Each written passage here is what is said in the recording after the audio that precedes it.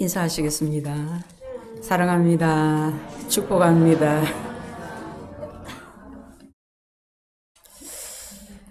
주일에 우리가 이렇게 교회로 모여 예배드리는 것에 또 예배의 소중함과 또 예배의 축복에 또 감사하면서 우리가 예배를 드립니다. 예배자들에게 주시는 예배의 복이 우리 모두에게 넘치도록 임하시기를 기원드립니다. 우리는 늘 문제 속에서 살아갑니다. 문제가 있다는 것은 고통이 있다는 것이죠. 마음의 고통이든 육신의 고통이든 고통이 없는 사람은 없습니다. 그런데 가만히 들여다보면 우리가 겪는 고통의 그 원인 중 상당 부분이 가정에, 가족 안에 있는 것을 보게 됩니다. 가정이 왜 고통을 받습니까? 돈이 부족해서인가요? 아니요. 돈이 있어도 고통이 있습니다. 잠언 17장 1절 말씀에 보면 마른 떡 한 조각만 있고도 화목하는 것이 제육이 집에 가득하고도 다투는 것보다 나으니라. 돈이 문제가 아니라는 것입니다. 돈이 없어도 화목하고 돈이 있어도 불화합니다. 돈이 없으면 어떻습니까? 집이 좀 작으면 어떻습니까? 부부가 서로 귀히 여기고 아껴주고 부모 자식이 마음을 소통하고 나누고 그죠? 또 형제간이 서로 함께하고 그 마음을 맞추는 것, 마음을 하나 되게 하는 것이 그것이 중요합니다. 우리 부모들이 얼마나 자식을 위해서 좀 더 좋은 환경에서 좀 더 좋은 것을 또 먹이고 입히고 그렇게 해 주려고 그렇게 일하고 그렇게 돈을 벌고 그렇게 하는데 그러면 사실 자녀들은 그렇지 않습니다. 나중에 성인이 되어서 어린 시절을 추억을 하는데 어릴 때 이래서 좋았다 행복했다는 그 내용들에 돈의 유무가 들어있지 않습니다. 사실 어릴 때는 우리 집이 큰지 작은지 우리 아빠가 돈을 잘 버는지 못 버는지 그걸 잘 모릅니다. 그저 온 가족이 한 상에 둘러앉아서 하하호호 막 떠들면서 밥 먹고 어떤 날은 형제가 많으면 이거 내가 먹고 막 싸우기도 하고 그죠. 엄마랑 동네를 산책하고 아빠랑 같이 자전거 타고 동생이랑 대천성 가서 물고기 잡고 그거 생각하는 거예요. 그거 그때가 참 좋았다. 잘못해서 야단 맞은 것도 좋았다 그래요. 난 참 행복한 어린 시절을 보냈다고 합니다. 그래서 그때를 추억하고 그리워합니다. 그때를 떠올릴 때마다 얼굴에 그냥 웃음이 한 방입니다. 대골 같은 집에 살아도 부부가 마음이 갈라서고 가족이 남보다 못한 관계라면 가장 편안하고 행복할 가정이 가장 불행한 곳이 되는 것입니다. 여러분 우리 사회가 자꾸 경제 그럽니다. 경제 문제만 해결이 되면 다 해결되는 것 같이 그렇게 말합니다. 그런데 그렇지가 않습니다. 경제 문제가 해결이 돼서가 아니라 다 그냥 분열하니까 자꾸 이렇게 저렇게 편을 가르니까 하나 되지 못하니까 고통하는 겁니다. 내 말만 하고 남의 말을 듣지 않으니까 고통합니다. 내 입장만 고수하고 남의 입장을 무시하니까 문제가 해결이 되지 않습니다. 고통이 배가 됩니다. 정치가 그렇고 노사가 그렇습니다. 그렇지 않은 것이 없습니다. 여러분 우리의 가정이 우리 사회가 하나 되지 못해서 하나 될 수가 없기 때문에 고통하는 것입니다. 하나됨이 무엇입니까? 본문은 부르심에 합당한 삶이 하나 되는 것이라고 하나 되는 것에 대해서 말씀하고 있습니다. 에베소서는 1장부터 3장까지 기독교 교리에 대한 내용을 기록하고 있고 4장부터 6장까지 믿는 사람이 실제 삶을 어떻게 사느냐 하는 실생활에 대한 내용이 기록되었습니다. 성경은 언제나 이 두 부분을 똑같이 강조합니다. 물론 당연히 교리가 중요합니다. 우리가 하나님의 말씀을 올바르게 알아야 하고 그 위에 믿음을 단단하게 세워야 합니다. 그러나 그것처럼 똑같이 중요한 것이 이 말씀을 내 삶에 적용하고 실천하는 것입니다. 에베소서 1장부터 3장까지는 교회가 무엇인지, 어떻게 우리가 교회가 되었는지, 하나님이 어떻게 이 땅에서 자신의 피로 값주고 사신 그 한 사람 한 사람을 교회로 만드셨는지를 배웠습니다. 그 후에 바울 사도는 이 교회로 부름받은 성도로 우리가 어떤 삶을 살아야 하는지를 4장 1절로부터 16절까지 교회의 통일성을 두고, 그리고 4장 17절부터 5장 21절까지 교회의 순결성을 두고 말씀하고 있습니다. 본문 1절은 그러므로 주 안에서 갇힌 내가 너희를 권하노니 너희가 부르심을 받은 일에 합당하게 행하라. 교회가 왜 하나가 되어야 하는지, 우리가 왜 하나가 되어야 하는지를 설명해 줍니다. 왜 하나가 되어야 합니까? 우리가 부르심을 받은 자이기 때문입니다. 우리는 그저 평범한 사람들이 아닙니다. 하나님의 부르심을 받은 사람들입니다. 성경은 부르심의 역사에 대한 기록입니다. 하나님께서 찾아와 주셔서, 하나님께서 불러주셔서 그들이 하나님을 만난 그 일들을 기록한 것이 성경입니다. 하나님은 늘 당신의 사람들을 부르셨습니다. 불러내셨습니다. 하나님이 아브라함에게 나타나셨습니다. 아브라함을 갈대아 우르에서 불러내셨습니다. 이런 보통 생각을 하면 아브라함이 믿음이 너무 좋았어, 신앙생활을 정말 잘해서 하나님 마음에 쏙 들어가지고 하나님이 불러내신 것으로 생각을 하지만 성경은 그렇게 말하지 않습니다. 아브라함은 아버지 데라와 함께 갈대아 우르에서 살았습니다. 갈대아 우르는 우상을 섬기는 막 우상이 왕성한 도시였어요. 거기서 먹고 살았어요. 우상 섬기면서 그 가운데서 업을 갖고 그렇게 살았다는 말입니다. 그런데 하나님께서 아브라함을 찾아가셔서 갈대아 우르에서 불러내신 것입니다. 놀랍게도 아브라함은 하나님의 음성에 순종해서 갈대아 우르를 떠났습니다. 자기 삶의 모든 기반을 다 등지고 떠났다는 말입니다.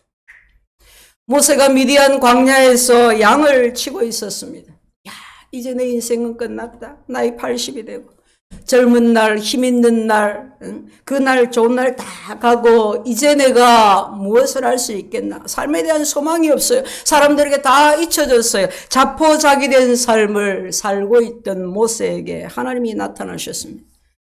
가시나무 떨기 불꽃 가운데서 모세를 부르셨습니다.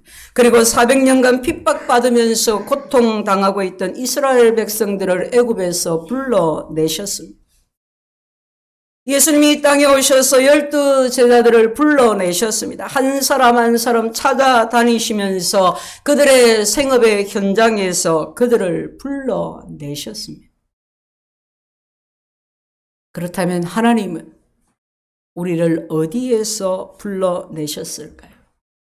우리가 부르심을 받은 자라고 하는데 대체 우리는, 저와 여러분은 어디로부터 하나님의 부르심을 받았습니까? 하나님이 우리를 부르셨습니다. 바로 세상입니다. 죄악이 관영한 이 세상입니다. 소망 없는 이 세상입니다. 깨어지고 무너지고 상처와 고통으로 가득한 이 세상입니다. 가정에서, 직장에서, 이 세상에서 상처와 질병과 가난에서 고통받는 우리를 하나님이 찾아오셨습니다. 그 어두운, 그 절망, 그 방황, 그 죄 가운데서 하나님께서 우리를 불러내셨습니다. 할렐루야.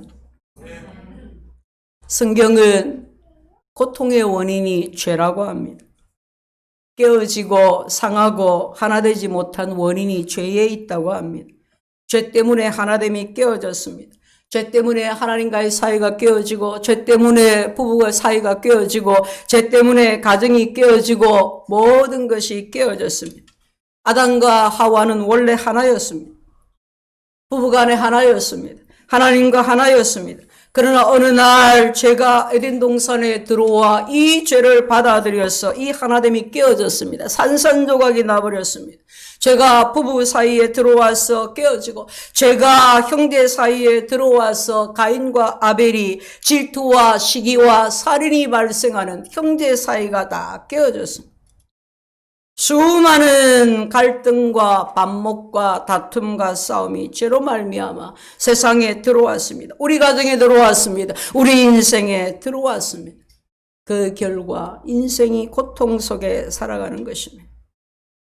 그런데 여러분, 하나님이 이런 세상에서 죄로 인해서 다 깨어진 죽음과 고통과 절망의 세상에서 저와 여러분을 불러내셨습니다. 에베소서 2장에서 이렇게 말씀합니다. 그는 허물과 죄로 죽었던 너희를 살리셨도다. 본질상 진노의 자녀였던 우리들, 허물로 죽은 우리를 그리스도와 함께 살리셨도다. 함께 일으키셨도다.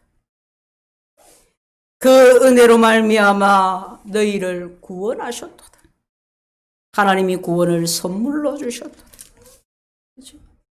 너희 행위에서 구원받는 것이 아니다. 하나님이 하셨다.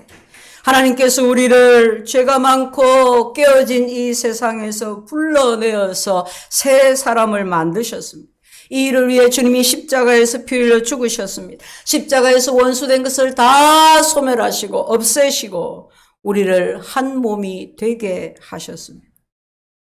우리가 하나가 되어야 할 이유입니다. 우리가 하나님의 부르심을 입었기 때문입니다. 우리 옆에 계신 분에게 하나님이 당신을 불러내셨습니다. 그렇게 하나님이 불러내셨습니다. 하나님이 나를 불러내셨습니다. 이 세상에서 불러내셨습니다. 죄와 허물로 죽었고 영 죽을 수밖에 없는 나를 불러내셨습니다. 우리는 하나님의 부르심을 받은 자들입니다. 하나님께서 아브라함을 부르시고 하나님께서 모세를 부르신 것처럼 하나님께서 우리를 불러내셨습니다. 이 죄악 세상에서, 이 미움과 절망과 고통의 세상에서 하나님께서 우리를 불러내셨기 때문에 우리는 하나가 되어야 하는 것입니다. 어떻게 하나가 될 수 있을까요? 우리는 하나 되게 해주세요. 기도하고 하나 되어야 한다는 설교도 듣고, 그래 하나가 되어야 하는데 알고 있지만은 하나가 되는 것이 쉽지가 않습니다. 여러분, 사랑하는 남녀가 이제 결혼을 하게 되었습니다. 결혼식을 올리게 되었어요. 얼마나 좋습니까? 얼마나 행복합니까? 그러나 우리는 결혼식을 올리는 것으로 사랑이 완성되는 것이 아니라는 것을 압니다. 결혼식을 하는 것으로 행복이 영원하지 않다는 것을 압니다. 여러분, 결혼식을 올리는 것만으로 하나가 된다면 얼마나 좋겠어요. 한 부모 밑에서 한 배에서 태어난 형제 자매들이 하나가 되면 얼마나 좋겠어요. 어릴 때 그렇게도 사이좋게 지내고 자라더만은 커갖고는 각각 따로 놀고 하지 않습니까? 하나님께서 우리를 한 새 사람으로 교회로 만들어 주셨으니 하나가 되어야 하는데, 안다고 원한다고 해서 저절로 되어지는 것이 아닙니다. 무엇보다 우리는 하나됨을 위해서 하나님의 말씀에 반응해야 합니다. 본문 4장 2절에 모든 겸손과 온유로 하고 오래 참음으로 사랑 가운데 서로 용납하고 그리고 평안에 매는 줄로 성령이 하나 되게 하신 것을 힘써 지키라. 하나가 되려면 세 가지가 있어야 합니다. 첫째는 올바른 마음을 가져야 합니다. 모든 겸손과 온유로. 올바른 마음은 즉 태도가 중요하다는 말입니다. 하나님께서 아무리 우리를 새 사람으로 만드시고 또 결혼을 통해서 부부가 되게 하시고 한 부모 아래 형제 자매로 태어나서 한 가정을 이루고 한 가족이 되게 해주셨어도 마음을 올바르게 먹지 않으면, 태도가 좋지 않으면 이 하나됨을 지킬 수가 없습니다. 하나됨을 위해서 꼭 필요한 마음이 겸손과 온유라고 하십니다. 먼저 겸손이 무엇입니까? 성경이 말하는 겸손은 하나님 앞에서 자신을 낮추는 것입니다. 자, 가정의 평화가 사라집니다. 가정이 깨어집니다. 불화합니다. 그럼 그 시작이 어디에 있을까요? 남편이나 아내가 하나님 앞에서 낮추지 않아서, 자기 위치를 벗어나서 그런 거예요. 아담과 하와를 생각해 보십시오. 사단이 들어와서 유혹합니다. 저 선악과를 먹으면 하나님같이 되리라. 하나님같이 된다는 그 말을 탁 듣고 하나님 앞에서 자신을 낮추는 것을 포기했습니다. 하나님 앞에 낮아져 있어야 한다는 자기 위치를 망각한 것입니다. 그래서 어떻게 됩니까? 부부 사이가 깨어졌어요. 그 이전에는 내 뼈 중에 뼈고 살 중에 살이고 남편을 바라볼 때, 아내를 바라볼 때 너무 행복하고 좋고 막. 그런데 죄가 들어오고 부부 사이가 깨어지니까 어쩝니까? 하나님, 저 여자 때문에 내가 죄 지었어요. 하나님, 내가 뭐 때문에 이래 됐어요. 그러고 있어요. 부부 사이가 깨어지고 형제 간에 살인이 일어나고 깨어진 가정에는 고통만이 가득했습니다. 겸손을 버릴 때 가정이 깨어집니다. 우리 사회가 자꾸 바벨탑을 쌓습니다. 겸손을 버리고 하나님같이 되려고 합니다. 하나님께서 바벨탑을 쌓는 인간들을, 이런 인간이 아무리 높이 쌓아봐야 하나님 앞에 가겠어요? 근데 그 마음이 너무 교만한 거예요. 그래서 하나님께서 언어를 혼잡케 해서 다 흩어버립니다. 말이 다르니까 다 흩어지는 거예요. 그 이전까지는 언어가 하나입니다. 말이 통합니다. 바벨탑을 쌓는 일에 하나였습니다. 그런데 하나님이 간섭하셨어요. 왜요? 그대로 두면 다 망하니까. 말이 통하지 않게 하셨어요. 이게 다 뿔뿔이 흩어지는 거예요. 그럼 말이 통한다는 것이 얼마나 중요합니까? 배우자와 말이 통하지 않고, 자식하고 말이 통하지 않고, 집에 들어가고 싶겠습니까? 직장에서 말이 통하지 않고, 그 직장에서 일하는 거 죽을 맛이지 않겠어요? 한국말을 하는데 같은 언어를 사용하는데 벽 보고 말하는 것 같아. 말이 안 통하니까. 즉 말에 있는 마음이 전달이 안 된다 이 말이에요. 분리되고 서로 소통하지 않고, 그래서 불행한 것입니다. 하나님을 인정하지 않는 곳에서 어떻게 하나됨이 있을 수가 있겠습니까? 이 세상이, 우리의 가정들이, 우리 사회가 깨어지는 것은 우리가 하나님 앞에 자신을 낮추지 않기 때문에, 하나님같이 되려고 하기 때문에, 처음 자기가 하나님이 되기 때문에, 그래서 그런 겁니다. 우리는 하나님 앞에 자신을 낮추어야 합니다. 부부간에 하나 되기를 원하십니까? 형제간에, 부모 자식 간에 하나가 되기를 원하십니까? 가문이 자자손손 복된 가정이 되기를 원하십니까? 그러면 먼저 하나님 앞에서 자신을 낮추어야 합니다. 모든 겸손과 그리고 온유로, 다음은 온유해야 합니다. 그냥 온유한 사람이다 하면 그냥 좀 뭔가 유약한, 부드러운, 약해 보이는 이 정도로 생각을 하는데, 성경이 말하는 온유는 그렇지가 않습니다. 성경이 말하는 온유는 하나님 앞에 자기를 굴복시키는 것을 말합니다. 자기 뜻을 굴복시키는, 자기 성품을 하나님의 통제 아래 두는 것. 헬라어 원어에 프라우퍼스라는 단어를 썼는데, 이 단어를 언제 쓰느냐? 야생동물을 길들일 때 쓰는 말. 또는 길들여져 있는 상태를 말할 때 써요. 여러분, 길들여지지 않는 야생마, 여러분 뭐 TV를 통해서나 그림을 통해서 막 힘이 막 넘치지 않습니까? 막 잘못하다가 뒷다리 한번 채이면은 죽습니다. 그죠? 야, 막 에너지가 넘치고 막 야성적이고 이런 사람을 야생마 같아 막 그러잖아요. 그런데 그렇게 힘이 넘친다고 해서 명마가 되는 것은 아닙니다. 명마가 되려면 어떻게 되죠? 야생마가 길들여져야 돼요. 훈련이 되어져야 돼요. 주인의 통제를 받아야 됩니다. 그럴 때 명마가 되는 것입니다.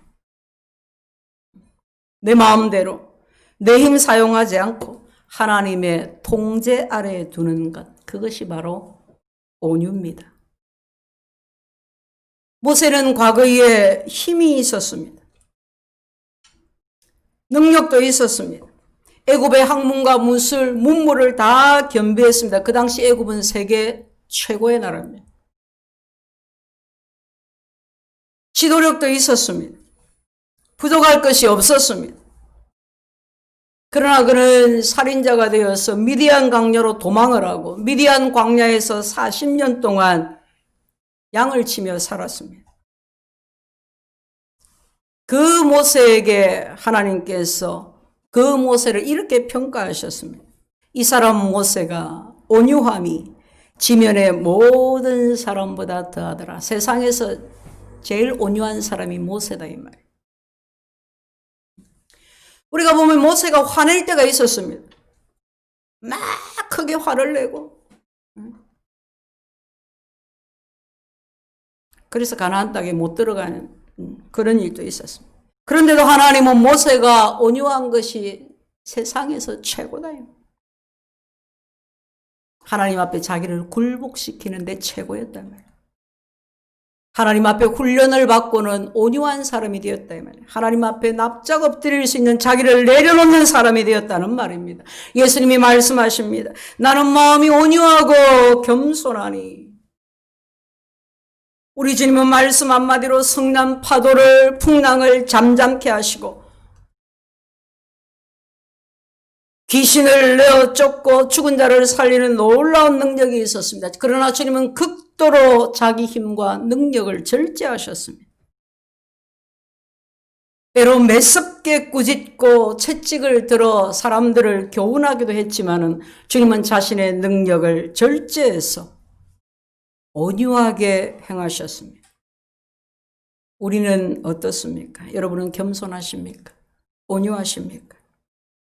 여러분 사회적인 모든 체면을 다 벗어버리고 민낯이 드러나는 여러분의 가정에서 그렇죠? 여러분의 말과 행동은 하나님의 통제를 받고 있습니까? 우리는 올바른 마음을 가져야 합니다. 그래야 성령이 하나 되게 하신 것을 지킬 수가 있습니다. 두 번째는 올바른 관계를 가져야 합니다. 우리가 하나 되게 하신 것, 하나님께서 하나님의 성령이 하나 되게 하신 것을 지키려면 올바른 마음뿐만 아니라 올바른 관계를 가져야 합니다. 온유와 겸손으로 마음을 무장하고 그러나 다른 사람을 대할 때에 오래 참음과 용납으로 하라. 오래 참고 용납하기가 안 쉽습니다. 그죠? 그러나 마음을 늘 겸손하게, 온유하게 유지해 가면 할 수 있습니다. 여러분, 되게 교만한 사람은 다른 사람의 교만을 못 견뎌합니다. 교만한 사람일수록 다른 사람이 조금만 잘난 척해도 그것을 못 봐줍니다. 우리가 왜 서로에 대해 오래 참고 용납해야 합니까? 그것은 우리가 죄인이기 때문입니다. 그것은 하나님께서 우리에게 대해서 오래 참아주셨기 때문입니다. 우리는 그때 그리스도 밖에 있었고 그때 죽어 있었고 그때 공중권세 잡은 자를 따라서 내 욕심대로 내 마음대로 산 본질상 진노의 자녀였습니다. 그런데 하나님께서 긍휼에 풍성하신 하나님께서 우리를 용납해 주셨기 때문에 오래 참아 구원해 주셨기 때문에 우리도 다른 사람에 대해서 오래 참아야 합니다. 용납해야 합니다. 올바른 마음을 가지고 올바른 관계를 맺는 것. 정말 겸손과 온유로 하나님 앞에 자신을 낮추고 하나님의 지배를 받는 것. 그리고 다른 사람에 대해서는 오래 참고 용납하는 것입니다. 그리고 한 가지 더, 올바른 신앙을 가져야 합니다. 성령이 하나 되게 하신 것을 힘써 지키라. 힘써. 여러분 이 단어에 주목하세요. 힘써. 힘써야 한다. 우리가 다 다르다. 다 나같이 한다. 또 다 나 같으면 또 어떻게 하겠어요? 불완전한 나 같으면. 다 달라요. 한 배에서 태어난 형제도 다르고, 여러분 쌍둥이도 다릅니다. 안 똑같습니다.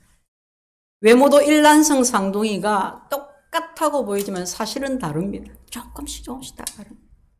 생각이 다르고, 가치관이 다르고, 기질이 다르고, 성격이 다르고, 좋아하는 게 다르고, 다 다릅니다.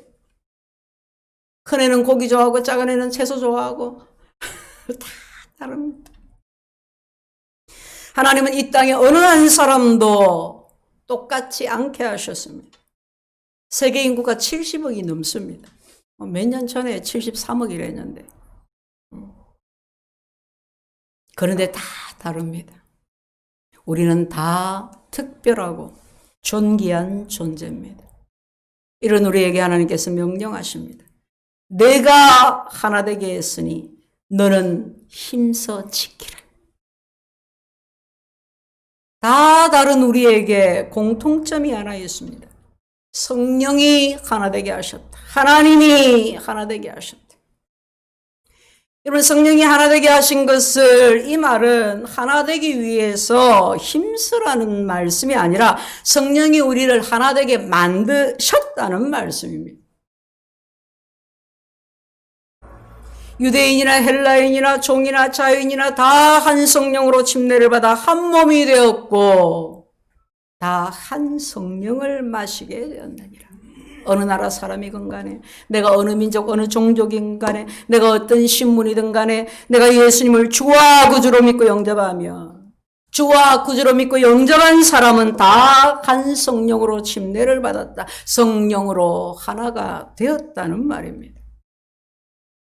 우리 노력으로 되어진 것이 아닙니다. 오직 하나님의 은혜로 되어진 것입니다.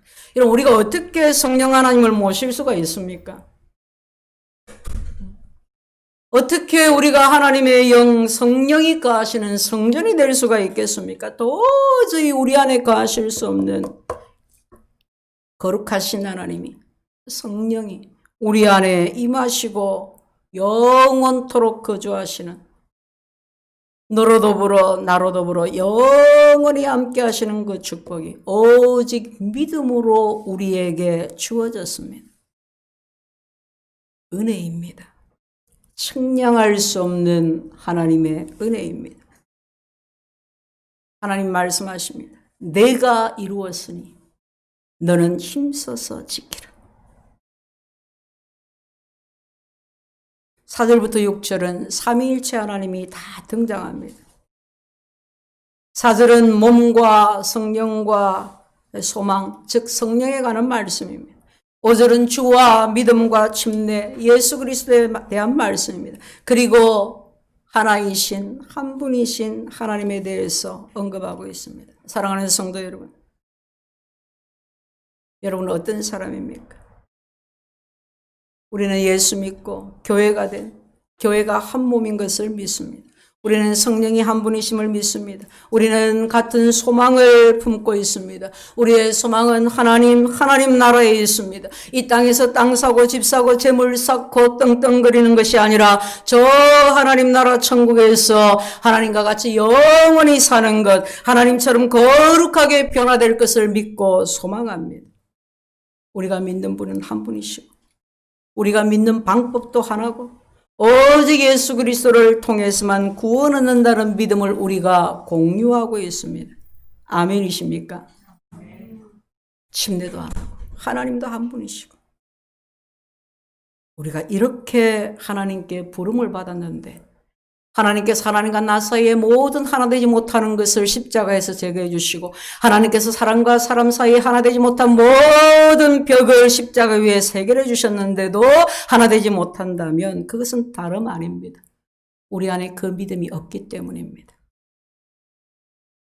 하나님의 말씀 위에 내 믿음을 올바로 세우지 못하면 교회 다니는 것은 그냥 종교 생활에 그칠, 그냥 교회 와서 마당만 밟고 가는 것과 똑같습니다. 예배의 기쁨을 모릅니다.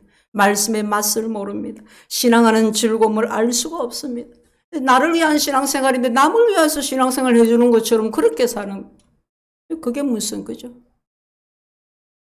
그저 와서 누가 교회 안에서 힘이 있는지, 누가 더 복을 많이 받았는지, 누가 더 재물을 가졌는지에 대해 관심이 생깁니다. 그렇게 신앙의 본질에서 떠날 때 하나님의 부르심은 받았지만, 예수 믿는 고백은 있지만 하나님이 하나 되게 하신 것은 경험해 보지를 못하는 것입니다. 성도 여러분, 우리가 다 다릅니다. 교회 안에서도 보면 다 다르고, 가정에서도 보면 다 다르고, 다른 줄 모르고 결혼했지만 결혼하고 보니까 너무 달라도 너무 달라요. 너무나 많은 차이를, 좁히기 힘든 그런 차이를 가졌습니다. 그럼에도 우리가 하나가 될 수 있습니다. 교회가 하나 되고, 가정이 하나가 되고, 하나됨이 교회의 벽을 넘어가고, 우리 가정의 벽을 넘어가고, 나라와 민족의 벽을 넘어서 하나가 될 수가 있습니다. 유대인의 지혜서인 탈무드에 이런 내용이 있습니다. 몸통이 하나고 머리가 둘이면, 몸이 하나고 머리가 둘이에요. 그러면 한 사람일까요? 두 사람일까요? 이게 무슨 말입니까? 그런 게 있어요. 답. 한쪽 머리가 아플 때 다른 머리가 아프면 한 몸. 한쪽 머리가 아픈데 다른 한쪽이 전혀 느끼지 못한다. 그러면 두 몸이다. 왜 이런 얘기를 했느냐 하면, 탈무드에서 내가 유대인이라는 것을 어떻게 판별할 수 있는가에 대해서, 다른 유대인이 고통을 당할 때 내가 아파하면 내가 유대인이고, 그렇지 않으면 신분상으로는 유대인일지 몰라도 진짜 유대인은 아니다 그랬어요. 우리가 자신이 구원받았음을, 한 성령 안에서 한 믿음으로 한 침례를 받고 성령이 내 안에 것이고 한 소망을 가지고, 그거 어떻게 알 수 있느냐? 탈무드의 교훈을 적용하자면, 내 주위에 있는 형제 자매가 고통할 때 같이 그 고통을, 그 아픔을 느낀다면 우리는 그들과 형제 자매요, 동일한 구원을 받은 자일 것입니다. 그러나 아무 느낌이 없다면 우리는 그저 형식적인 종교 생활하는 신앙인일 것입니다. 하나님께서 여기 우리를 부르셨습니다. 사랑하는 성도 여러분, 예수님을 나의 주와 구주로 믿고 영접하십시오. 한 주 하나님, 한 성령으로 한 몸 교회가 되었다는 것을 받아들이십시오. 하나님께서 우리를 불러내시고 하나가 되게 하셨습니다. 교회가 하나가 되고, 가정이 하나가 되고, 민족과 열방이 그리스도 안에서 하나가 되는 것입니다. 하나 되지 않는 것은 하나님과 상관이 없는 것입니다. 우리 모두 하나님께서 부르신 부름에 합당한, 하나님이 하나 되게 하신 것을 우리는 힘써 지키는 그 은혜로 살아가는 우리가 되시기를 주의 이름으로 축원드립니다. 하나님,